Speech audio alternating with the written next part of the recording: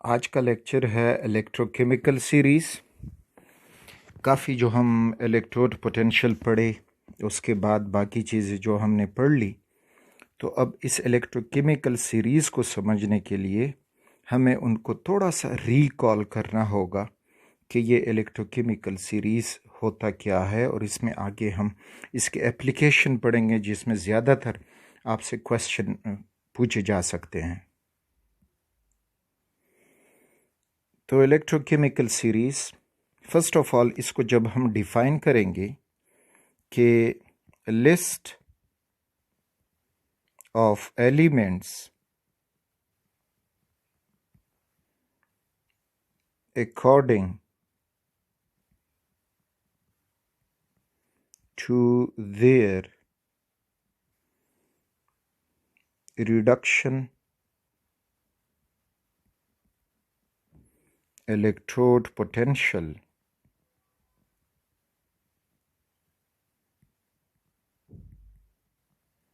on the hydrogen scale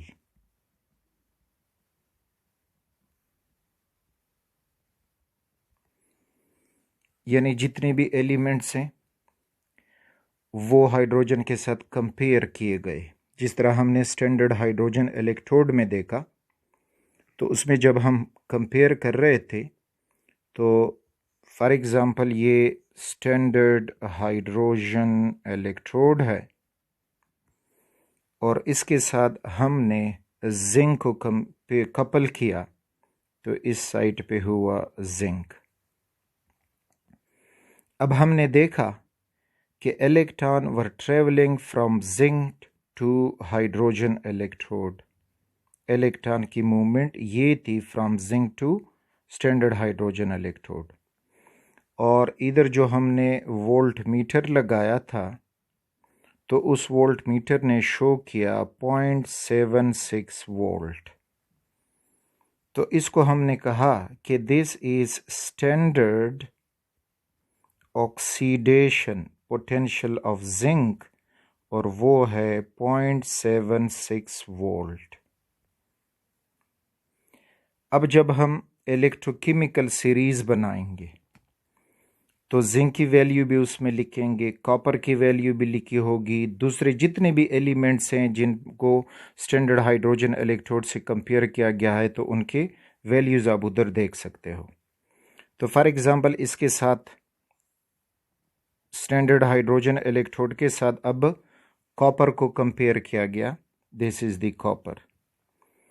तो उसमें हमने देखा कि electron now moving from standard hydrogen electrode she towards the copper, तो ये इलेक्ट्रॉन की मूवमेंट।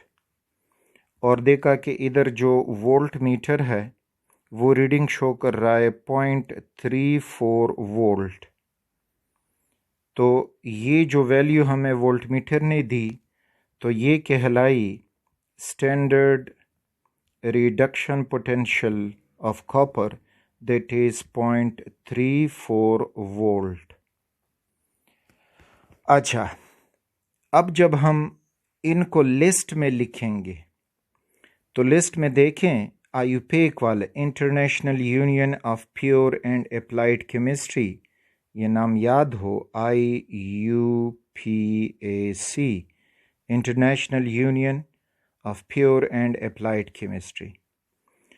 तो इन्होंने ये तरतीब बनाई कि इन एलिमेंट के लिस्ट बनाएंगे but on their reduction potential, reduction electrode potential.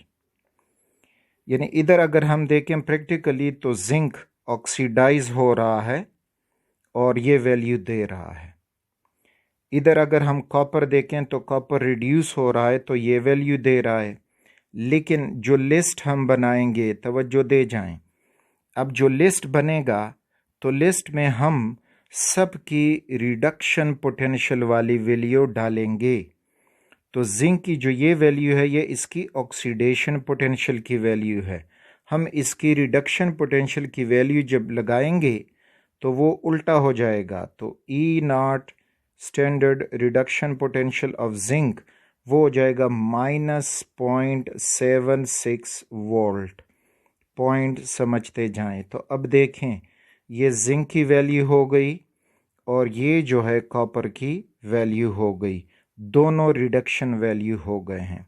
हालांकि हमने जब स्टैंडर्ड हाइड्रोजन इलेक्ट्रोड के साथ जिंक को कंपेयर किया तो जिंक ऑक्सीडाइज हो रहा था, वो इलेक्ट्रॉन स्टैंडर्ड हाइड्रोजन इलेक्ट्रोड को दे रहा था, लेकिन यहाँ पे जो इलेक्ट्रॉन हैं वो इधर हमें मिलेंगे। अब हम उसकी वैल्यू रिडक्शन पोटेंशियल में लिखेंगे, तो उसकी जो वैल्यू 0.76 वोल्ट थी उसको हम नेगेटिव 0.76 वोल्ट करेंगे ताकि वो रिडक्शन पोटेंशियल बन जाए। तो इस तरह से जितने भी एलिमेंट हैं, चाहे वो हाइड्रोजन को इलेक्ट्रॉन दे रहे थे तो उनकी ऑक्सीडेशन वैल्यू थी, और उनके सब की वैल्यूज़ जो लिस्ट में डाली जाएगी तो उस लिस्ट में उसकी हम वैल्यू लिखेंगे रिडक्शन पोटेंशियल वाली। यानी अब अगर हम लिस्ट में जिंक को लिखेंगे तो जिंक को कुछ यूं लिखेंगे कि जिंक 2 पॉजिटिव जब 2 इलेक्ट्रॉन लेगा तो जिंक मेटल बनाएगा। तो अब ये उसका हो गया रिडक्शन हाफ सेल, यानी रिडक्शन की जिंक ने गेन ऑफ इलेक्ट्रॉन किया, तो उसकी जो वैल्यू अब हम इधर लिखेंगे तो वह वैल्यू होगी E0 reduction for zinc is equal to -0.76 volt. अब लिस्ट में अगर हम कॉपर लिखेंगे तो कॉपर ऑलरेडी रिड्यूस हो रहा है, यानी गेन ऑफ इलेक्ट्रॉन कर रहा है, तो मीन्स कि इसको जब हम इधर लिखेंगे तो वो कुछ इस फॉर्म में होगा कि कॉपर 2 पॉजिटिव प्लस 2 इलेक्ट्रॉन, और इसने कॉपर दिया मेटल फॉर्म में, तो उसकी वैल्यू में कोई चेंज नहीं लाएंगे क्योंकि वो पहले से ही रिडक्शन पोटेंशियल है। सो यहाँ पे लिखेंगे कि E0 reduction is equal to 0.34 volt. तो ये अब जो सीरीज इस तरह एलिमेंट्स हम लिस्ट बनाते जाएंगे, ये लिस्ट कहलाएगा इलेक्ट्रोकेमिकल सीरीज, जिसमें सारे element on the basis of reduction potential हम मेंशन करेंगे। बुक में आप वो लिस्ट दे सकते हो, आप भी मैं आपके साथ शेयर करूँगा, उसमें फर्दर हम क्या समझेंगे क्या देखेंगे तो वो उस पर देखते हैं। तो जस्ट ये आपको पता चले कि उस लिस्ट में एलिमेंट की वैल्यूज़ कैसी डाली गई हैं, तो डाली गई हैं सबका रिडक्शन पोटेंशियल। हाइड्रोजन के साथ उनको कपल किया गया, कोई हाइड्रोजन को इलेक्ट्रॉन दे रहा था या कोई हाइड्रोजन से इलेक्ट्रॉन ले रहा था, लेकिन अब हम यहाँ जितने भी एलिमेंट लिखेंगे तो सब इलेक्ट्रॉन लेंगे और उनकी वैल्यू उसके मुताबिक हम रिवर्स करेंगे। अगर कोई इलेक्ट्रॉन दे रहा था हाइड्रोजन को, जब वो लेगा तो उसकी वैल्यू हम रिवर्स करके लिखेंगे। तो अब ये आपके सामने लिस्ट आपको दिखाई दे रहा है जिसमें सारे एलिमेंट जो हैं वो इलेक्ट्रॉन गेन कर रहे हैं, यानी मे बी कि वो हाइड्रोजन को इलेक्ट्रॉन दे रहे थे, लेकिन इधर हम सबको रिडक्शन पोटेंशियल के ऑर्डर से लिखेंगे, which is approved by IUPAC International Union of Pure and Applied Chemistry। तो इस लिस्ट को अगर आप अपने बुक से देखोगे तो उसमें आपको ये मिलेगा कि इधर फर्स्ट ऑफ ऑल हाइड्रोजन दरमियान में कहीं पे देख लोगे कि अगर हाइड्रोजन 2 इलेक्ट्रॉन गेन करेगा, 2 इलेक्ट्रॉन्स, तो वो बन जाता है हाइड्रोजन गैस, और उसकी वैल्यू आर्बिट्रेरीली ली गई थी 0.00 वोल्ट। अब आपको इस लिस्ट में हाइड्रोजन के ऊपर जितने भी एलिमेंट्स हैं वो दिखाई देंगे और हाइड्रोजन से नीचे जो एलिमेंट्स हैं वो दिखाई देंगे। जो हाइड्रोजन के ऊपर की वैल्यूज़ हैं वो सारे आपको नेगेटिव साइन में मिलेंगी। ये एक्चुअली जो थे ये हाइड्रोजन को इलेक्ट्रॉन दे रहे थे, लेकिन चूंकि हमने रिडक्शन पोटेंशियल के बुनियाद पे ये लिस्ट बनानी है तो इस वजह से उनकी वैल्यू को उलट करके इधर हमने लगाया। यानी इसमें ये था कि इधर जो ये आपको लिथियम दिखाई दे रहा है तो ये लिथियम इलेक्ट्रॉन हाइड्रोजन को दे रहा था, यानी ये ऑक्सीडाइज हो रहा था, लेकिन उसकी वैल्यू इधर हम लिखेंगे रिडक्शन फॉर्म में। तो रिडक्शन फॉर्म में फिर ये होगा कि लिथियम आयन वो अगर इलेक्ट्रॉन ले और लिथियम बनाए तो उसकी वैल्यू माइनस यानी अपोजिट हो जाएगी, -3.05 वोल्ट। तो इसी तरह ये जितने भी आपको नेगेटिव फॉर्म में दिखाई दे रहे हैं, ये वो सारे एलिमेंट हैं जो हाइड्रोजन को इलेक्ट्रॉन दे रहे थे, लेकिन उनकी वैल्यूज़, उनका हाफ रिएक्शन हमने उल्टा करके इधर रिप्रेजेंट करना है, तो इस वजह से सबकी वैल्यू जो है वो नेगेटिव फॉर्म में इधर हम लिखेंगे। इसी तरह इसी हाइड्रोजन स्केल में आप नीचे जाते जाओगे तो आपको मिल जाएगा, ये मिलेगा आपको हाइड्रोजन जो 0 वोल्ट पे मौजूद है। अब हाइड्रोजन के नीचे जितने भी एलिमेंट्स हैं तो वो पॉजिटिव वैल्यूज़ वाले थे, यानी देखें कॉपर इलेक्ट्रॉन लेगा तो कॉपर बन जाएगा +1, और फिर अगर दूसरा इलेक्ट्रॉन ले तो उस तरह से उसकी ये वैल्यू बनती जाएगी। तो अब अगर आप यहाँ पे देखोगे तो यहाँ आपको मिलेगा कि वैल्यू वहीं पॉजिटिव फॉर्म में रखी गई है, क्योंकि ये नीचे वाले जो एलिमेंट्स जितने भी थे, जब हम इसको स्टैंडर्ड हाइड्रोजन इलेक्ट्रोड के साथ कंपेयर कर रहे थे तो ये ऑलरेडी स्टैंडर्ड हाइड्रोजन इलेक्ट्रोड से इलेक्ट्रॉन एक्सेप्ट कर रहे थे, यानी वो रिडक्शन हो रही थी। तो एज इट इज़ उनकी वैल्यू उठा के इधर हम ये सारी वैल्यूज़ लगा चुके हैं। फिर आइडिया दे जाऊं कि जो ये ऊपर वाले जितने भी एलिमेंट थे, ये एक्चुअली ये थे कि ये स्टैंडर्ड हाइड्रोजन इलेक्ट्रोड उसको इलेक्ट्रॉन दे रहे थे, फॉर एग्जांपल दिस इज, तो इस वजह से वो ऑक्सीडाइज हो रहे थे। ऑक्सीडाइज मीन्स, अब यहाँ पे देखिए, अगर मैं लूँ जिंक हो, यहाँ पे ये जिंक आपको दिखाई दे रहा है, तो एक्चुअली जिंक ये था कि जिंक ये कर रहा था कि जिंक 2 इलेक्ट्रॉन दे के जिंक आयन बन रहा था। ये था उस वक्त जब ये स्टैंडर्ड हाइड्रोजन इलेक्ट्रोड के साथ कपल हुआ।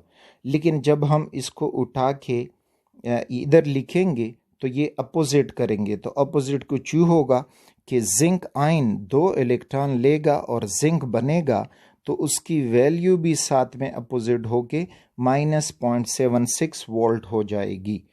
तो ये आयुपेक वालों का रूल है कि on the basis of reduction potential इनको हम लिखेंगे।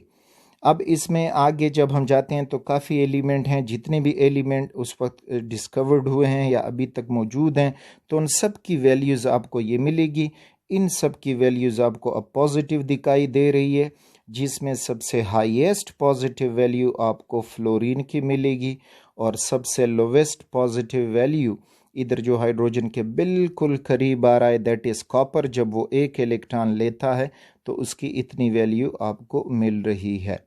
और नेगेटिव वैल्यू में अगर आप देखोगे, मैं नेगेटिव वैल्यू कह रहा हूँ, सबसे ज़्यादा नेगेटिव वैल्यू जो है वो लिथियम की है, और सबसे कम नेगेटिव वैल्यू आपको आयरन जब 3+ होता है और 3 इलेक्ट्रॉन लेता है तो सबसे कम वैल्यू आपको उसकी नेगेटिव फॉर्म में मिलेगी। ये वो नेगेटिव नहीं है जो 0 से, ये नेगेटिव जस्ट शो कर रहा है opposite process for oxidation and reduction. ये वो नेगेटिव नहीं है जो 0 से बंदा कम हो जाए, नहीं, ये वो नेगेटिव नहीं है। तो ये था अबाउट द इलेक्ट्रोकेमिकल सीरीज़ के इस तरह से इलेक्ट्रोकेमिकल सीरीज़ को बनाया गया। अब ये सीरीज़ की हमें क्या जो है वो एप्लीकेशंस हैं, इसको इस तरह अरेंज करके हमें क्या मिलेगा इन एलिमेंट्स के बारे में। तो इन एलिमेंट्स के बारे में हमें काफ़ी चीज़ें मिलेंगी कि अगर हम एक सेल बनाएंगे तो सेल वोल्टेज हम कैसे फाइंड आउट कर सकते हैं, इस टेबल की मदद से हम फाइंड आउट करेंगे। ये हमें मिलेगा कि आया एक रिएक्शन फिजिबल है कि फिजिबल नहीं है, या एक रिएक्शन स्पॉन्टेनियस है कि स्पॉन्टेनियस नहीं है। तो इस किस्म की काफ़ी एप्लीकेशन इस इलेक्ट्रोकेमिकल सीरीज़ की हैं जो हमें मिलेगी। जस्ट बस आइडिया ये था कि आप इसको समझ जाएं सिंपली कि इसको किस तरह से अरेंज किया गया है। होंगी और उन वैल्यू के मुताबिक हमसे पूछा जाएगा कि अब इन दो एलिमेंट्स में कौन सा जो है वो एक्ट करेगा एज ए नोड और कौन सा जो है एक्ट करेगा एज कैथोड। आपको इतना याद होना तो चाहिए होगा कि एनोड पे कौन सा प्रोसेस होता है। तो एनोड एट विच ऑक्सीडेशन अकर्स, जो इलेक्ट्रॉन देता होगा वो एनोड होगा, और cathode at which reduction occurs।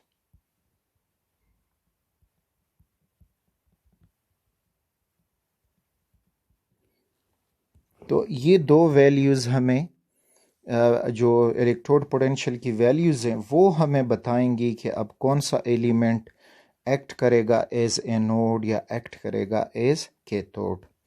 तो पहला एग्जाम्पल यहाँ से ये समझ लें।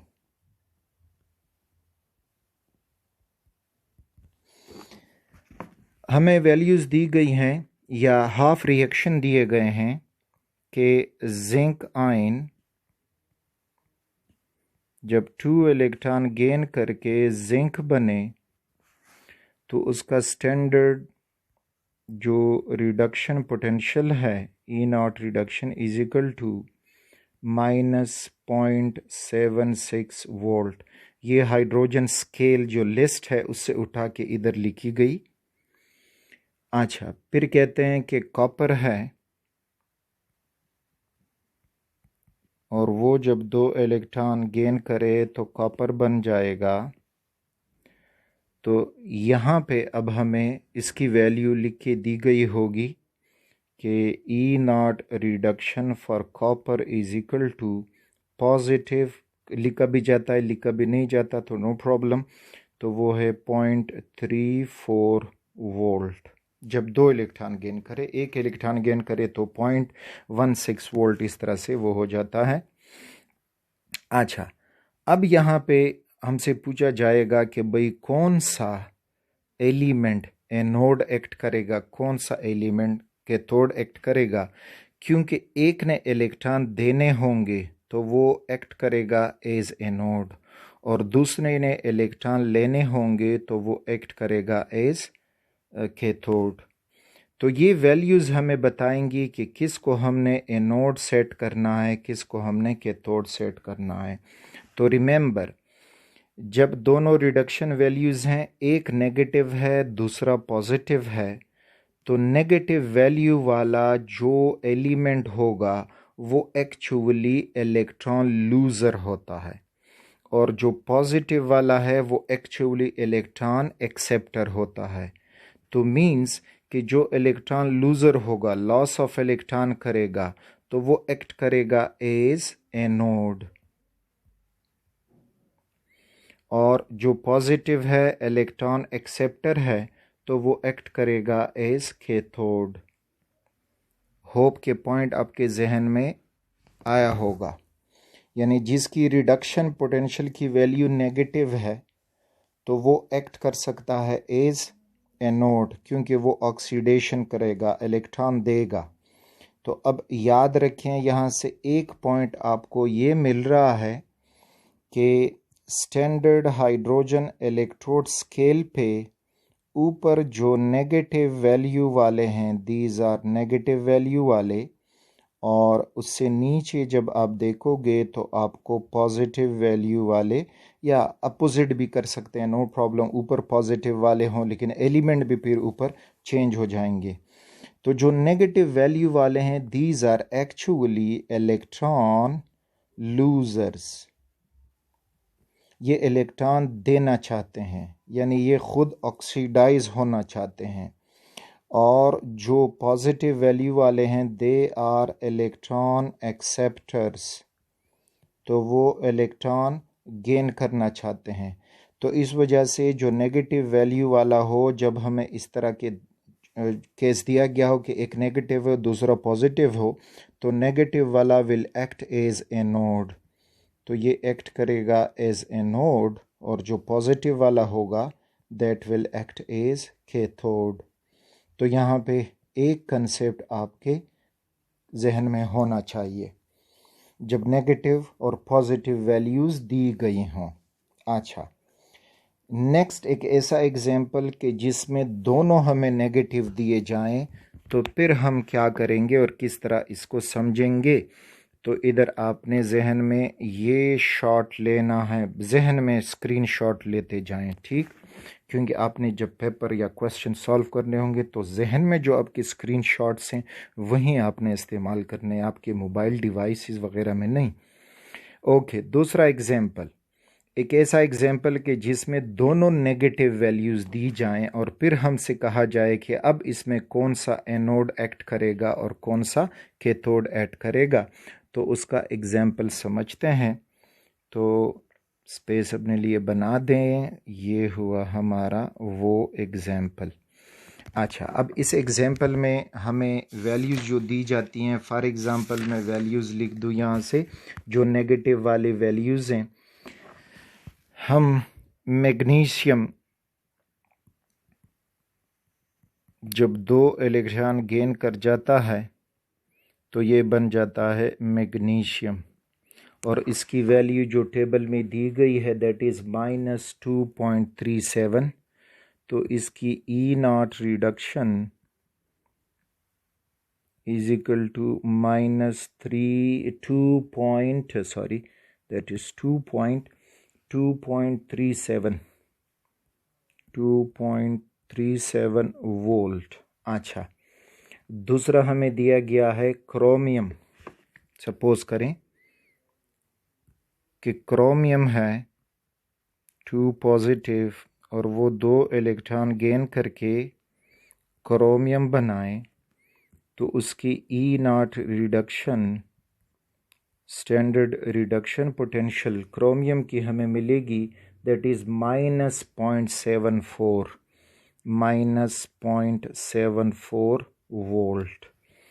अब हमसे पूछा जाता है कि अगर ये 2 एलिमेंट आमने सामने हैं तो कौन इलेक्ट्रॉन देगा, कौन इलेक्ट्रॉन लेगा, कौन एक्ट करेगा एज ऑक्सीडाइजिंग एजेंट, कौन एक्ट करेगा एज रिड्यूसिंग एजेंट, या कौन होगा एनोड, कौन होगा कैथोड। तो अब यहाँ पे आ जाएं दोबारा, हाइड्रोजन स्केल SHE, यहाँ पे हाइड्रोजन की वैल्यू 0.00 वोल्ट है। इसके ऊपर जो जितने लिखे गए हैं बुक में दे हैव नेगेटिव वैल्यूज़, और जो नीचे लिखे गए हैं दे हैव पॉजिटिव वैल्यूज़। तो ऊपर एग्जाम्पल में हमने समझा कि अगर एक नेगेटिव हो एक पॉजिटिव हो तो नेगेटिव वाला इलेक्ट्रॉन देगा, वो एनोड एक्ट करेगा, और पॉजिटिव वाला इलेक्ट्रॉन लेगा, वो कैथोड एक्ट करेगा। अब हमें दोनों नेगेटिव दी गई हैं तो केस कुछ मुख्तलिफ है। अब दोनों नेगेटिव में ये देखें, जिसकी वैल्यू जितनी ज़ीरो के करीब होगी वो एक्ट करेगा एज कैथोड, और जिसकी वैल्यू जितनी ज़ीरो से दूर होगी वो एक्ट करेगा एज एनोड। पॉइंट समझ लें, यानी नेगेटिव वैल्यू है लेकिन वो ज़ीरो की करीब आ रही है, तो इस वजह से वो एक्ट करेगा एज कैथोड। और वही नेगेटिव वैल्यू है लेकिन ज़ीरो से दूर जा रही है तो वो एक्ट करेगा as anode. Getting the point. तो कैथोड वाली वैल्यू, अब इन दोनों वैल्यूज़ में देखें, जो क्रोमियम की वैल्यू है it is closer to zero, -0.74 volt है, तो chromium will act as cathode. तो यहाँ पे जो कैथोड होगा दैट विल बी क्रोमियम। तो ये हमारे साथ cathode, which one, the value which is closer to zero, so this is cathode. और जो वैल्यू ज़ीरो से ऊपर चली गई दैट इज़ -2.37 वोल्ट, तो वो एक्ट करेगा एज एनोड। यानी जितना वो मोर नेगेटिव होगा वो इलेक्ट्रॉन देना चाहेगा, और जितना वो लेस नेगेटिव होगा, ज़ीरो के करीब होगा, तो वो इलेक्ट्रॉन उस नेगेटिव के मुकाबले में लेना चाहता होगा। तो ये था एक ऐसा केस जिसमें हमें दोनों जो हैं वो नेगेटिव वैल्यू दी गई हों। अगला एग्जाम्पल, अगर हमें दोनों पॉजिटिव वैल्यूज़ दी जाएं, so let's see to the next example.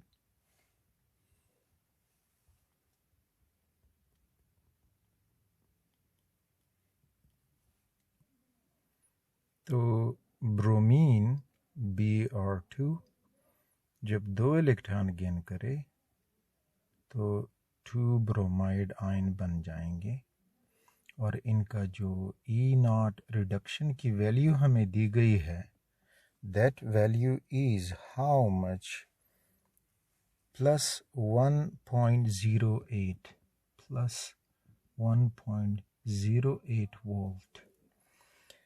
दूसरा जो दिया गया है इसके मुकाबले में, दैट इज फ्लोरीन F2, और जब वो 2 इलेक्ट्रॉन गेन करे so we will get 2 fluoride ions, और इसकी वैल्यू दी गई है प्लस 2.87।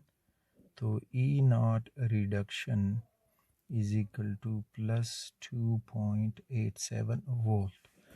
अब इन दोनों में देखना होगा कि अब कौन एनोड एक्ट करेगा, कौन कैथोड एक्ट करेगा। तो दोबारा वही पुराना ओवरव्यू आपके जहन में फिर हो कि अगर स्टैंडर्ड हाइड्रोजन इलेक्ट्रोड है, दैट इज़ 0.00 वोल्ट, उससे ऊपर हमारे बुक में नेगेटिव वैल्यूज़ हैं और नीचे जो हैं हमारे बुक में पॉजिटिव वैल्यूज़ हैं। अच्छा, अब जब दोनों पॉजिटिव हैं तो दोनों पॉजिटिव में अब आपने ये देखना होगा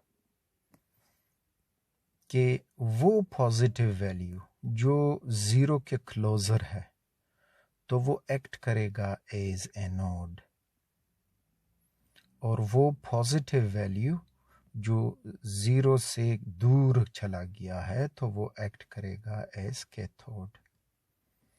तो अब अगर हम इन दोनों की कंपैरिजन करें, प्लस 1.08 वोल्ट और प्लस 2.87 वोल्ट, तो ये प्लस 1.08 वोल्ट जो है ये ज़ीरो के करीब आ रहा है, so it will act as anode. तो अगर हम ब्रोमीन और फ्लोरीन को एक सेल में, वोल्टेज सेल में लगा दें, तो ब्रोमीन इलेक्ट्रॉन देगा, ऑक्सीडाइज होगा, और फ्लोरीन इलेक्ट्रॉन लेगा, रिड्यूस होगा। So this fluorine will act as cathode.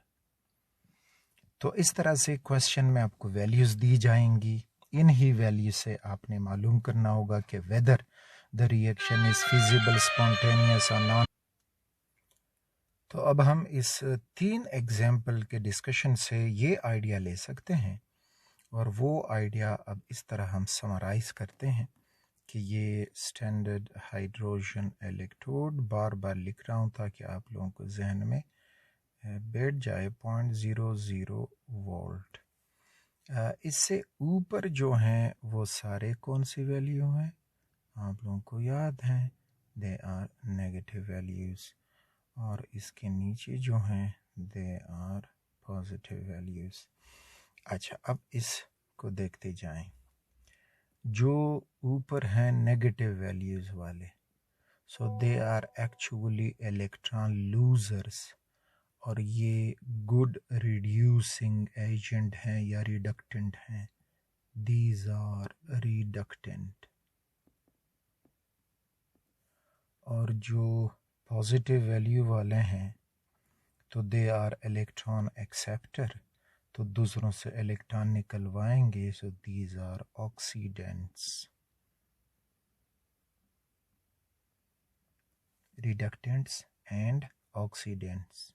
तो फिर जब हम जो रिडक्टेंट्स हैं उनमें देखते हैं, तो अगर जो ऊपर वाला है इसी में वो होगा strong reducing agent, strong reducing agent, और जो नीचे वाला होगा यानी जो क्लोजर टू ज़ीरो है तो वो होगा एक वीक रिड्यूसिंग एजेंट। इसी तरह जो ऑक्सीडेंट्स हैं तो उनमें अगर हम देखेंगे तो जो ऊपर 0 के करीब से शुरू होगा वो होगा वीक ऑक्सीडाइजिंग एजेंट, और जो ज़्यादा दूर जाएगा मोर पॉजिटिव होगा। तो जो मोर पॉजिटिव होगा तो वो होगा एक स्ट्रॉन्ग ऑक्सीडाइजिंग एजेंट। तो इस तरह से आप फिर देख सकते हो, मोर नेगेटिव वैल्यू तो strong reducing agent, less negative value तो वीक रिड्यूसिंग एजेंट। इसके साथ यहाँ लिख दो कि मोर नेगेटिव वैल्यू, और इसके साथ के लेस नेगेटिव वैल्यू। यहाँ पे होगा वीक ऑक्सीडाइजिंग एजेंट जो लेस पॉजिटिव होगा, लेस पॉजिटिव वैल्यू वाला, और जो स्ट्रॉन्ग ऑक्सीडाइजिंग एजेंट होगा तो वो होगा मोर पॉजिटिव वैल्यू वाला। तो इस तरह से ये इलेक्ट्रोकेमिकल सीरीज़ हमें एलिमेंट्स के बारे में बहुत ही आसान मालूमात देता है कि हम कैसे उनको प्रिडिक्ट करें कि वो जो है ऑक्सीडाइजिंग एजेंट होगा कि रिड्यूसिंग एजेंट होगा, स्ट्रॉन्ग ऑक्सीडाइजिंग एजेंट होगा, वीक होगा, स्ट्रॉन्ग रिड्यूसिंग एजेंट होगा, वीक रिड्यूसिंग एजेंट होगा, एट्सेट्रा। तो वो सारे हम इस तरह से यहाँ पे हमें मिलेंगी। अब अगर हम इन दो पॉजिटिव में देखें तो fluorine is more positive, so it is strong oxidising agent, where bromine is less positive, so it is weak oxidizing agent compared to fluorine। लेकिन अब अगर ब्रोमीन से ऊपर इस तरह और पॉजिटिव हैं जो 0 के करीब जा रहे हैं तो वो ब्रोमीन से जो है वो वीक ऑक्सीडाइजिंग एजेंट हो जाएंगे, उनके मुकाबले में ब्रोमीन जो होगा वो एक स्ट्रॉन्ग ऑक्सीडाइजिंग एजेंट होगा। नेक्स्ट एप्लीकेशन, ये तो पहला वाला था कि भाई possibility to act as anode और कैथोड। नेक्स्ट एप्लीकेशन जो इलेक्ट्रोकेमिकल सीरीज है तो वो है कि calculation of EMF of a cell, electromotive force, एक सेल का इलेक्ट्रोमोटिव फोर्स कैलकुलेट करें।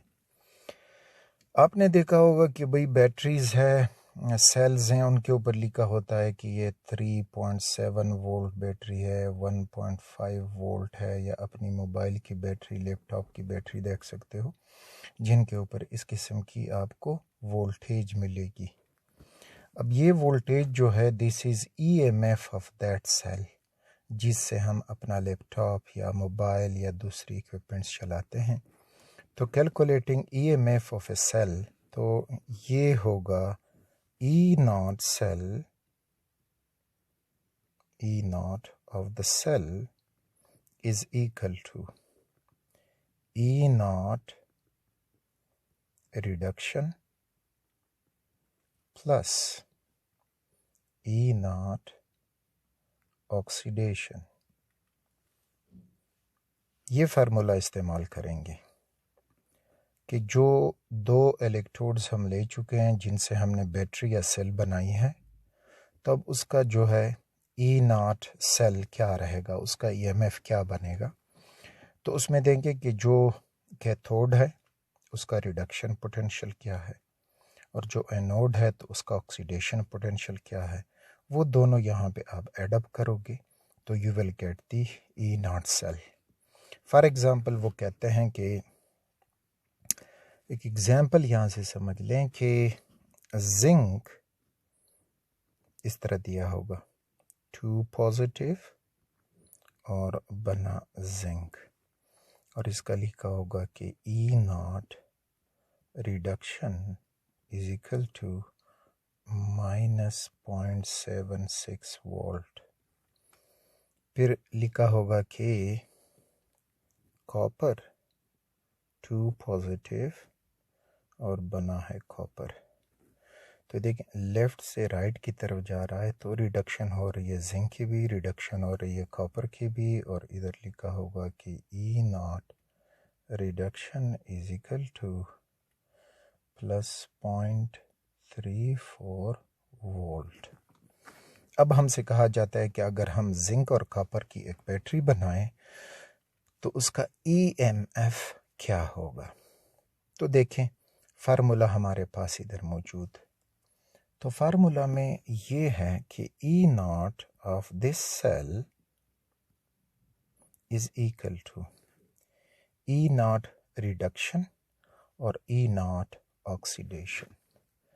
लेकिन यहाँ पे जो हमें E0 की वैल्यू दी गई हैं वो दोनों रिडक्शन वाली हैं।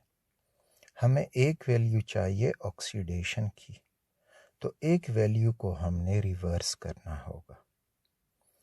तो अब जब यहाँ पे इस तरह से आपको दो वैल्यू दी गई हों कि एक नेगेटिव है दूसरी पॉजिटिव है, तो negative will be reversed because negative can act as anode, so oxidation will occur over there, और जो पॉजिटिव है that will act as cathode, reduction will occur here.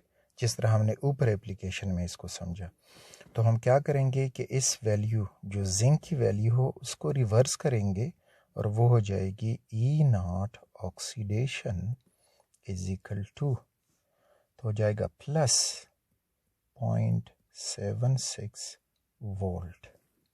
May be कि आप समझ गए होंगे, ठीक। यानी हमने कौन सी रिवर्स करनी थी, the negative value will be reversed. तो अब इसकी वैल्यूज यहाँ पे लगाएंगे, तो E0 reduction plus E0 oxidation. तो E0 रिडक्शन जो है वो एज इट इज़ उठा के लगा दो कि दैट इज़ 0.34, और प्लस E0 ऑक्सीडेशन उधर हमें मिल रहा है दैट इज़ प्लस 0.76 वोल्ट। तो ये जमा करके 6 और 4 हो जाएगा 10, 7 और 3 9 और 1 10, तो हो जाएगा हमारे पास ये 1.10 volt. So this is electromotive force of a cell अगर हम उसको जिंक और कॉपर इलेक्ट्रोड से बना दें। तो एक पॉजिटिव वैल्यू थी, एक नेगेटिव वैल्यू थी। हमें चाहिए था कि E0 reduction plus E0 oxidation formula के लिए, तो उसमें हमें एक वैल्यू को रिवर्स करना था। तो उस वैल्यू को रिवर्स करेंगे जो ऑक्सीडाइज हो सकता हो। तो अगर दोनों, एक नेगेटिव है एक पॉजिटिव है, तो नेगेटिव विल बी रिवर्स्ड। वहीं ऊपर वाली एप्लीकेशन से रिलेटेड है सब कुछ। If both are negative then more negative will be reversed and less negative will be used as it is, ठीक। अच्छा, और फिर अगर दोनों पॉजिटिव हैं तो more positive will be used as it is and less positive will be reversed. For example, एक और एग्जाम्पल देखते हैं।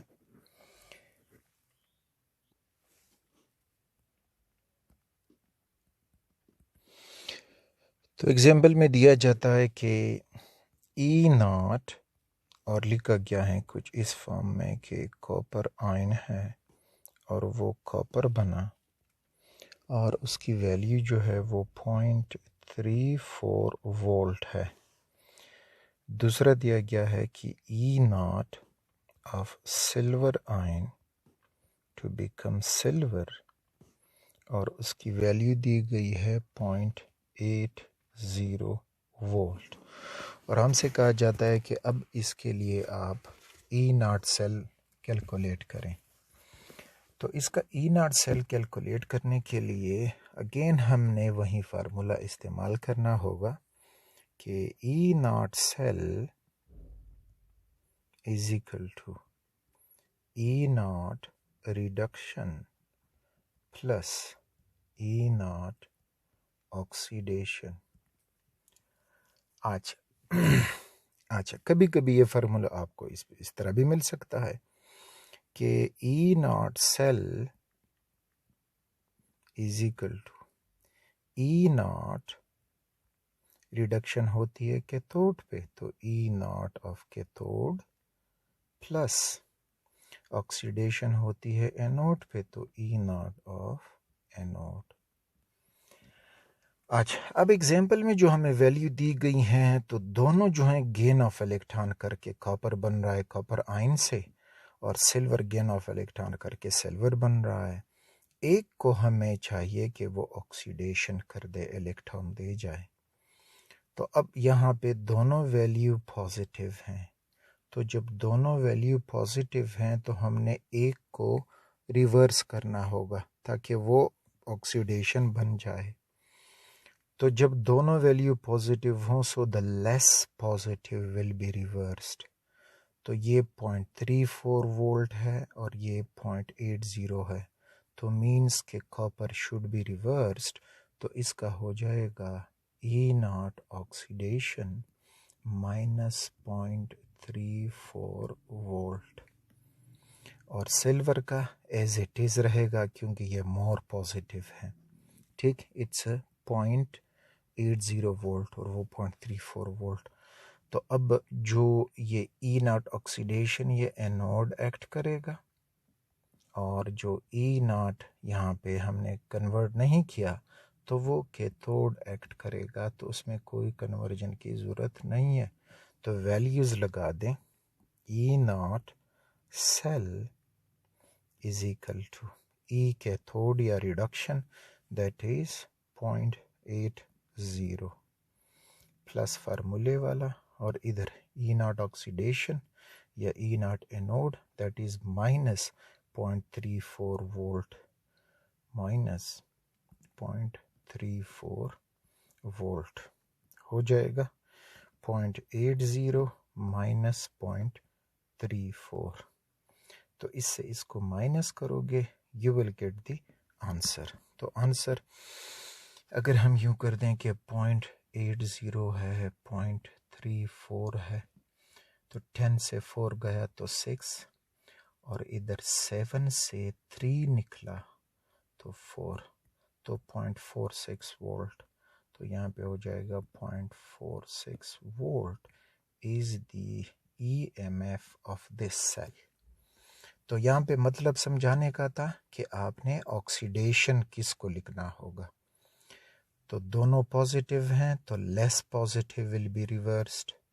अगर एक नेगेटिव है एक पॉजिटिव है तो the negative will be reversed. फिर उसमें लेस और मोर का कोई आइडिया नहीं होगा, बस नेगेटिव होगा तो उसको डायरेक्टली रिवर्स करोगे। और अगर दोनों नेगेटिव हैं तो फिर more negative will be reversed, और लेस नेगेटिव जो है वो एज इट इज़ रहेगा, यहाँ पे उसको लगा दोगे। थर्ड एप्लीकेशन जो इलेक्ट्रोकेमिकल सीरीज़ का, कि हम मालूम कर सकते हैं कि रिएक्शन फिजिबल होगा कि फिजिबल नहीं होगा। तो feasibility of A reaction, for example हमें एक रिएक्शन दिया गया होगा, उसके साथ जो इलेक्ट्रोड पोटेंशियल की वैल्यूज़ हैं वो भी दी गई होंगी, और कहा जाएगा कि अब ये रिएक्शन फिजिबल होगा कि फिजिबल नहीं होगा।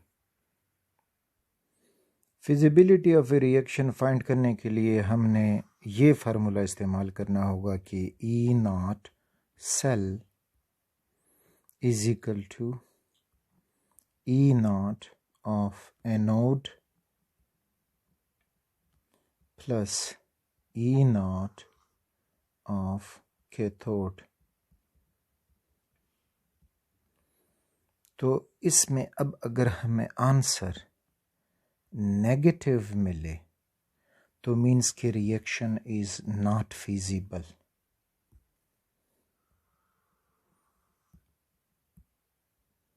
Not feasible. और अगर आंसर पॉजिटिव आ जाए तो रिएक्शन इज फिजिबल।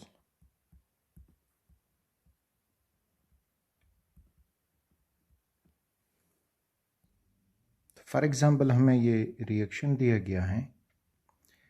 पहले रिएक्शन में हमें कहा गया है कि कॉपर आकर जिंक सल्फेट सॉल्यूशन में डाला जाए तो क्या ये रिएक्शन फिजिबल होगा, या जिंक को कॉपर सल्फेट के एक्वियस सॉल्यूशन में डाला जाए तो क्या ये रिएक्शन एक्वियस होगा।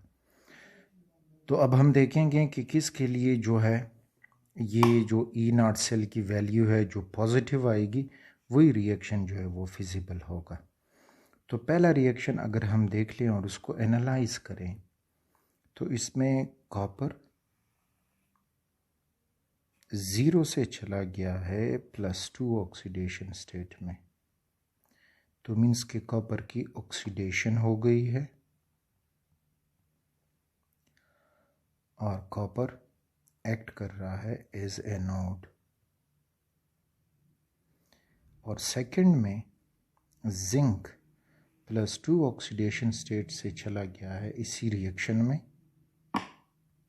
0, तो यहाँ इसकी गेन ऑफ इलेक्ट्रॉन हो गया है या डिक्रीज इन ऑक्सीडेशन नंबर हो गया है, तो इसकी हो गई है रिडक्शन और ये एक्ट कर रहा है एज कैथोड। तो ये सपोज हम फर्स्ट रिएक्शन के लिए कैलकुलेट करें। तो फर्स्ट रिएक्शन के लिए E0 cell is equal to E0 anode plus E0 cathode. अब वैल्यूज़ जब हम लगाएंगे तो इधर कॉपर की रिडक्शन की वैल्यू दी गई है, हमने इसकी ऑक्सीडेशन की वैल्यू लगानी होगी। तो ऑक्सीडेशन के लिए इसको हम रिवर्स करेंगे तब जाके ये एनोड एक्ट करेगा। तो ये जब रिवर्स होके तो नेगेटिव हो जाएगी, तो ये हो जाएगा -0.34 वोल्ट प्लस। और जिंक एज ए कैथोड है फर्स्ट रिएक्शन में, तो उसकी वैल्यू वहीं रहेगी, तो -0.76 वोल्ट। और इनसे आंसर भी हमें नेगेटिव मिलेगा, तो मीन्स के this reaction is not feasible, ये रिएक्शन नहीं हो पाएगा। दूसरा रिएक्शन देखें बी वाला, तो इसमें जिंक 0 ऑक्सीडेशन स्टेट से चला गया है +2 में, और कॉपर +2 ऑक्सीडेशन से गया 0 ऑक्सीडेशन स्टेट में। तो अब जिंक की हो गई है ऑक्सीडेशन जो एनोड एक्ट करेगा, और कॉपर की हो गई है रिडक्शन जो कैथोड एक्ट करेगा। तो अब इसके लिए वैल्यूज़ मालूम करते हैं फॉर रिएक्शन बी। तो E0 cell is equal to E0 anode plus E0 cathode. अब एनोड एक्ट कर रहा है जिंक, तो उसकी वैल्यू हम रिवर्स करेंगे यहाँ पे, तो +0.76 वोल्ट लगाएंगे, तो +0.76 वोल्ट। और जो कॉपर है वो कैथोड एक्ट कर रहा है, तो रिडक्शन कर रहा है, तो उसकी वैल्यू यहीं उठा के लगाएंगे, दैट इज़ +0.34 वोल्ट। तो इन दोनों को अगर हम प्लस करेंगे तो अगर 1.10 वोल्ट और हमें आंसर मिलेगा पॉजिटिव में, तो मीन्स कि this reaction is feasible and spontaneous. तो इस तरह से आपको डेटा दिया जाएगा और इस डेटा से आप मालूम करेंगे कि कौन सा रिएक्शन जो है वो फिजिबल होगा, स्पॉन्टेनियस होगा। So this was about the applications of electrochemical series, जिससे अब आपको मुख्तलिफ़ किस्म के क्वेश्चन सॉल्व करने को मिलेंगे।